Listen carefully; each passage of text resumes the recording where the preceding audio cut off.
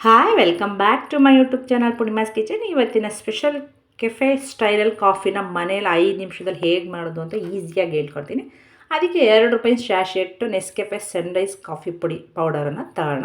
ನಂತರ ಒಂದು ಬೌಲನ್ನು ತಗೊಳ್ಳಿ. ಅದಕ್ಕೆ ಕಾಫಿ ಪೌಡರನ್ನು ಹಾಕಿ ಒಂದು ಸ್ಪೂನಷ್ಟು ಶುಗರನ್ನು ಹಾಕಿ, ನಂತರ 2 ಸ್ಪೂನಷ್ಟು ಹಾಟ್ ವಾಟರ್, ಸ್ವಲ್ಪ ಬಿಸಿ ನೀರನ್ನು ಹಾಕಿ ಚೆನ್ನಾಗಿ ಬೀಟ್ ಮಾಡಿ ಸ್ಪೂನಲ್ಲೇ. ಇದಕ್ಕೇನು ಬೀಟರ್ ಅವಶ್ಯಕತೆ ಇಲ್ಲ, ಮನೇಲಿರೋ ವಸ್ತುನೇ ಯೂಸ್ ಮಾಡ್ಕೊಂಡು ನಾವು ಬೀಟ್ ಮಾಡ್ಕೋಬೋದು. ನೋಡಿ, ಚೆನ್ನಾಗಿ ಒಂದು 2-3 ನಿಮಿಷ ಬೀಟ್ ಮಾಡಿದ್ರೆ ನೋಡಿ ಈ ಥರ ನೊರೆ ಥರ ಬರುತ್ತೆ. ಈಗ ಕಾಫಿ ಪೌಡರ್ ರೆಡಿ ಆಯಿತು. ನಂತರ 1 ಲೋಟ ಹಾಲನ್ನು ಬಿಸಿ ಮಾಡೋದಕ್ಕೆ ಇಡೋಣ. 1 ಕಪ್ ಅಳತೆಗೆ ಹೇಳ್ಕೊಡ್ತಾ ಇದ್ದೀನಿ ನಿಮಗೆ.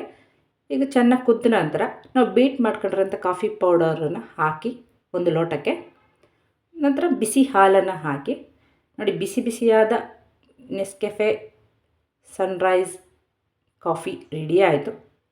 ಸೇಮ್ ಕೆಫೆ ಸ್ಟೈಲಲ್ಲೇ ಇರುತ್ತೆ, ಅದೇ ಟೇಸ್ಟ್ ಇರುತ್ತೆ. ಮಾಡಿ ನೋಡಿ, ತುಂಬ ಈಸಿ ಮೆಥಡಲ್ಲಿ ಹೇಳ್ಕೊಟ್ಟಿದ್ದೀನಿ. ನಿಮ್ಗೆ ಯಾವುದೇ ಬೀಟರ್ ಅವಶ್ಯಕತೆ ಇಲ್ಲ. ಈವ್ನಿಂಗ್ ಟೈಮ್ಗೆ ಬಿಸಿ ಬಿಸಿಯಾದ ಕೆಫೆ ಸ್ಟೈಲ್ ಕಾಫಿ ರೆಡಿ ಆಯಿತು.